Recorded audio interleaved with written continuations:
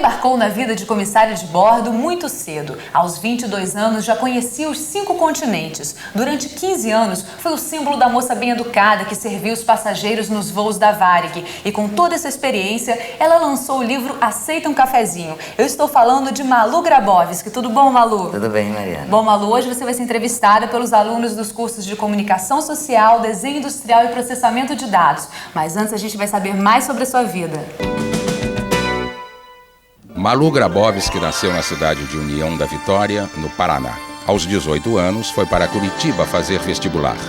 Mas, por sugestão de uma amiga, acabou se inscrevendo num curso para treinamento de aeromoças. Malu encarnou a comissária de bordo e seguiu a profissão por 15 anos na Varig. Durante esse tempo, ela colecionou muitas histórias engraçadas e algumas até assustadoras, que conta no livro Aceita um Cafezinho? Nele, descreve passagens do primeiro voo como comissária. Malu Grabowski foi casada com o cartunista Miguel Paiva e serviu de fonte inspiradora para a charmosíssima personagem Radical Chique, sucesso nas revistas e na TV. Ela diz que se reconhece em diversas situações vividas pela personagem e jura que nunca censurou o ex-marido na publicação dos quadrinhos. Atualmente, Malu está à frente do programa Casa Viva, no canal 5 da NET. E como o senhor calculava o peso dessa piscina? Que pilastra eu vou botar aqui para botar uma piscina em cima? Uma madeira de 30 por 30, ela aguenta tudo. Puxa vida, olha aí. Sempre inquieta, Malu Grabowski já prepara outro livro e se diz pronta a encarar novos projetos de vida. Bom, agora que você já conhece um pouco da vida da Malu, vamos às perguntas. Carla, pode começar. Malu, quando você saiu do Paraná para prestar vestibular e de repente surgiu a ideia de fazer um curso para aeromoças, como é que a sua família reagiu a isso e de onde surgiu essa ideia? Bem, a minha família reagiu muito mal porque eu era de uma família de classe média do interior do Paraná e em 1969 não era exatamente o que as mães queriam para suas filhas. Então eu tive sérias dificuldades e vim meio escondido. Eu disse que ia fazer um curso e tal, e daí quando eu fui aprovada, falei, olha gente, eu tô voando. Aí eles ficaram brigando, eles estão brigando até hoje, aliás, na minha família por causa disso. E a ideia que eu resolvi, na verdade eu estava meio rompendo com a minha família, que era uma família muito tradicional, e meu pai me deu umas broncas por telefone, que eu estava gastando muita mesada, eu resolvi arranjar um emprego. E arranjei um emprego que eu trabalhava meio período, meio de estagiárias, essas coisas. E a garota que trabalhava comigo, que queria ser aeromoça, queria muito. E ela me fala, sabe aquelas coisas de colega? Fala assim, você vai comigo fazer o teste? Eu falei, poxa, não dá, porque eu estou estudando, eu estava prestando vestibular mesmo. Daí ela falou, não, vamos comigo. Já, então tá bom, eu vou. E aí fui. E aí cheguei lá, a moça que recebia as inscrições falou assim, mas você é tão alta, por que você não vai fazer também? Eu falei, não quero. Não, mas vai. Eu sei que eu fui meio assim, e de uns 100 e tantos candidatos, só eu passei. Eu falei, não, então tem alguma coisa, vamos ver essa coisa direitinho. E eu vou. Daí eu acabei ficando 15 anos. Pra quem não queria, foi bastante. Malu, eu gostaria de saber como é que foi essa fase de transição em que você saía da Varig para trabalhar numa área completamente diferente, como a que você trabalhou na Playboy como produtora. Produtora e também na Globo, né? No caso da Radical Chique. Como foi essa fase de você estar trabalhando na Varig tanto tempo numa área tão diferente e depois mudar completamente não é muito diferente. Sua experiência profissional? Até que não foi muito grave, porque eu acho assim, o meu tempo de voo, que eu passei esses anos todos voando, acabou me dando um preparo de cultura geral sobre arte, porque eu tive acesso a muitos museus, enfim, muitos fatos culturais lá fora que enriqueceu muito a minha cultura geral. Quando eu resolvi parar de voar, eu estava já com 2 filhos, aí era uma situação mais complicada para a gente voar quando tem filhos. E aí eu conheci um rapaz, que daí também não era do voo, que também é uma dificuldade. Quando a gente casa com uma pessoa que não é do voo, é difícil de coordená-los, né, a vida a 2, né, nesse sistema. E aí, um dia eu fui convidada para fazer teatro. E eu falei, eu nunca fiz teatro. Não, já tinha feito teatro no colégio, aquelas coisas, mas não profissional. Daí eu aceitei o desafio, eu falei, vamos fazer. Daí do teatro, o rapaz com quem eu me casei trabalhava como ilustrador na Playboy e eles precisavam de uma pessoa para produzir fotos. Então era uma foto de humor, tinha que fazer uma produção mesmo. Aí não tinha ninguém, falou, mas você faz? Faço. Que eu sempre faço. Apareceu, eu faço. Malu, deixa eu te perguntar uma coisa, que tem uma passagem na sua vida que eu acho muito interessante. Foi que você que inspirou Miguel Paiva no personagem Radical Chic. Né? E você se identifica mesmo com essa personagem? Essa rebeldia da Radical Chic, você se vê nela? Olha, eu não me vejo assim. As pessoas que me veem assim, ele inclusive, né? Eu acho que eu sou uma pessoa tão comportada, mas eles não acham. Em relação ao seu primeiro voo, que até marcou muito a sua carreira, como foi? Você sentiu aquele friozinho na barriga, que sempre tem aquele voo inaugural, que foi marcante até que veio do seu... Olha, o meu primeiro voo, na verdade, foi antes de eu começar a trabalhar, que eu morava em Curitiba na época, e eles me disseram assim, olha, você vai ter que fazer exame de saúde em Porto Alegre.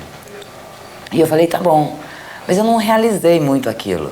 Aí, quando eu cheguei no aeroporto, que eu ia de passageira só para fazer exame, que eu falei, meu Deus, eu nem sei se eu tenho medo de voar. Como é que é essa coisa? Agora, eu nunca entrei num avião.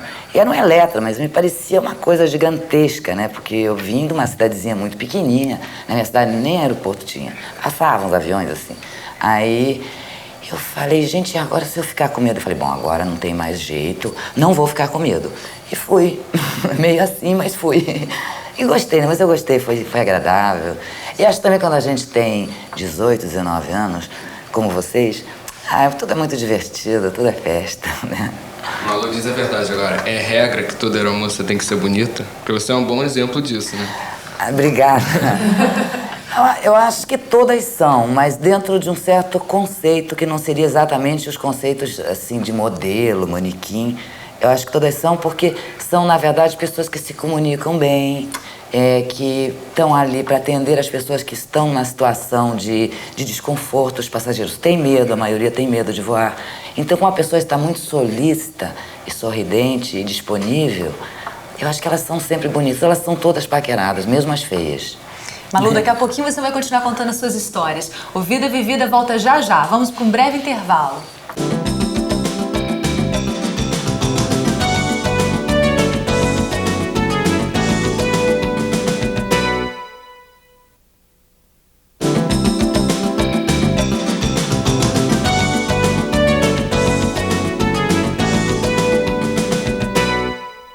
Vida Vivida está de volta com Malu Grabowski, escritora e ex-comissária de bordo. Vamos às perguntas. Carla, mais uma perguntinha.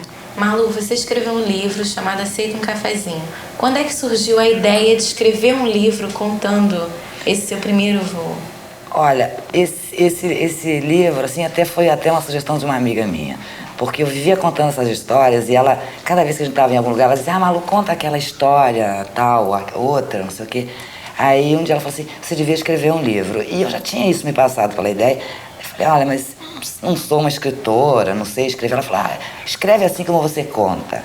Isso ficou gravado na minha cabeça. Aí, foi uma época que eu tinha acabado um trabalho na TV Globo, eu estava meio sem fazer nada, e estava meio triste, meio de bode. Eu falei, sabe de uma coisa, agora é a hora de eu escrever esse livro. Daí comecei a escrever, fiquei uns meses lá escrevendo e lapidando. E saiu. Gostei, ficou bacana. Será que você poderia contar uma das historinhas pra gente aqui agora? Olha, são muitas histórias, né? O título eu fiz por causa que a gente passava muito cafezinho, né? A gente estava sempre oferecendo cafezinho. Mas deixa eu ver o que eu poderia contar pra você. Eu vou te contar também da Internacional, que nem tá no livro, mas... A gente fazia muitos voos para Lisboa, né? E é uma coisa que sempre dava problema por causa dos portugueses. Porque eu não diria nem porque eles são burros, mas porque eles têm um raciocínio muito diferente do nosso. E era na época de muito problema de terrorismo, né? Eram revistas severas, eu passei todo o terrorismo na Europa voando. E era complicadíssimo. Então qualquer bagagem desacompanhada era terrível. E no voo que eu estava, deixaram uma valise no corredor. Aí já ficava aquele clima, né? Daí eu fui lá e falei, essa valise é sua? Ele falou, não. Falei pro outro, essa valise é sua, senhor? Não. E pro outro, não. Não era de ninguém a valise. Eu falei, mas não é possível, como é que essa valise veio parar aqui? Veio na mão de alguém. Aí fui lá, chamei o chefe de equipe e falei, olha, tem uma valise que não é de ninguém, tá no corredor abandonada. Aí ele falou, não, pera que eu vou lá perguntar. Senhor, essa valise é sua? Não, não é não. E do senhor, não, pois não. Não era de ninguém. Aí chamamos a polícia, né, pra aquela coisa antibomba e uma confusão. Aí o menino falou assim, olha, mas eu vi aquele passageiro ali entrar com aquela valise. Daí eu falei assim, meu senhor, o meu colega está dizendo que o senhor entrou com essa valise. Ele falou, pois, mas não é minha, é do meu primo que emprestou para o aeroporto. Aí eu falei, prende. Prende, rápido. E era português mesmo. Era português, porque a coisa é muito literal, né? É sua? Não. Agora se você é do seu primo, o senhor trouxe essa valise? Ele diz assim, sim. Mas não era dele. Ele trouxe, mas não era dele, né? Malu, entre um cafezinho e outro, vocês recebem muitas cantadas? Olha, eu não sei contar hoje, para dizer a verdade, mas eu acredito que seja mais ou menos assim.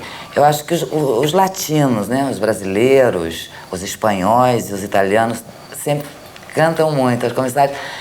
Porque no meu tempo, quando eu comecei a voar em 69, era muito passageira, mulher, era muito raro. Era assim, 90 homens para 2 mulheres. Então era um avião com homens com medo. Eu depois conversei com o meu analista, ele dizia que era isso. Quer dizer, vinha aquela moça, aquela menina, que a gente era muito jovem, passeando tranquilamente no avião, e aqueles homens sentados numa situação, se sentindo, né, ameaçados, com medo. Então acho que uma forma de superar aquele medo é dar uma cantada na comissária. Isso acontecia muito, eu recebia muitas cantadas. E no banheiro, você já viu alguma situação assim, estranha? Não, no banheiro não. Já vi na primeira classe, mas no banheiro não. O que você viu? Você pode falar pra gente? Olha, eu não vi nada concreto. Eu vi, assim, um movimento estranho. Daí eu olhei em volta, vi que todos os passageiros dormiam. Também achei por bem que tava tudo bem, né? Por mim, eu fingi que não vi. André, pergunta. Depois disso também fiquei sabendo que você teve uma passagem pra televisão de volta. É verdade. Começou agora, estreou há pouquíssimo tempo. Você já fez aeromoça, já escreveu um livro, agora já foi produtora e agora com programa na televisão. Tem mais algum plano assim que você queira realizar? E tem vários. Eu acho que na vida a gente tem que realizar todos. Eu acredito muito no verbo fazer. Então, eu acho que talvez nem seja uma pessoa tão talentosa, mas eu sou uma pessoa que, quando as oportunidades aparecem, eu não desperdiço. Porque eu acho que talento é 10%, 90% é trabalho. E eu gosto de trabalhar, então eu vou e faço mesmo. Voltando a falar um pouquinho da Radical Chic, eu queria saber por que ela continua nas revistas e não mais na televisão. Olha, foi uma experiência que a gente fez na TV Globo, que durou 1 ano. Era um programa que eu não sei nem te dizer porque, também não me disseram exatamente por quê, porque o programa era legal e tinha muito público, tinha um ibope alto até, mas eu acho que eram questões mais comerciais, porque na televisão tem esse aspecto que é muito forte, né? Se você vende ou não vende, não é uma questão só de ter ibope, tem que ter lucro, né? É uma linha de trabalho deles. Então foi uma experiência maravilhosa que foi durante 1 ano e depois eles não quiseram renovar para o ano seguinte.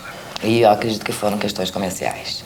No caso, você sabendo que a Radical Chic era inspirada em você, por alguma vez assim você leu alguma coisa que você se identificou e você ficou naquela você mesmo rindo sozinha? Não, eu me identifiquei várias vezes porque eu, de certa forma, como eu era casada com a autora, eu participava muito, eu criticava, porque quem desenha, no caso, né, é um trabalho muito solitário. Então, eles sempre davam para eu ler, né? A pessoa falava, olha, não entendi, por exemplo. Eu falava isso, fazia muito isso. Alguma vez você censurou ele? Não, censurar não. Eu dizia, olha, eu não entendi.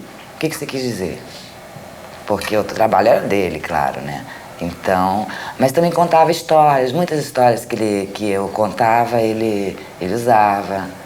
Mas é uma troca, né? Não era? Então havia uma identificação, sim, às vezes. Bom, e daqui a pouquinho a gente volta com Malu Grabowski, apresentadora do programa Casa Viva no canal 5 da NET. Até já!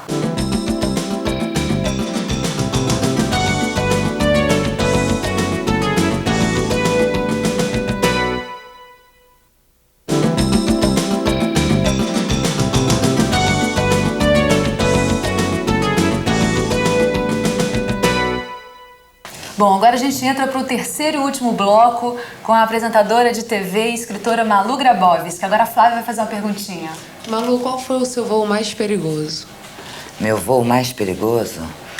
Eu não tive voos muito perigosos, não, porque a aviação é muito segura. Eu tive uma vez, que eu voava na Nacional ainda, que eu achei que eu ia morrer.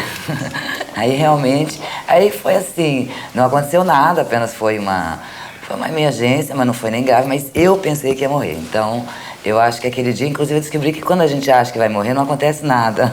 Nem passa um filme pela cabeça, nada.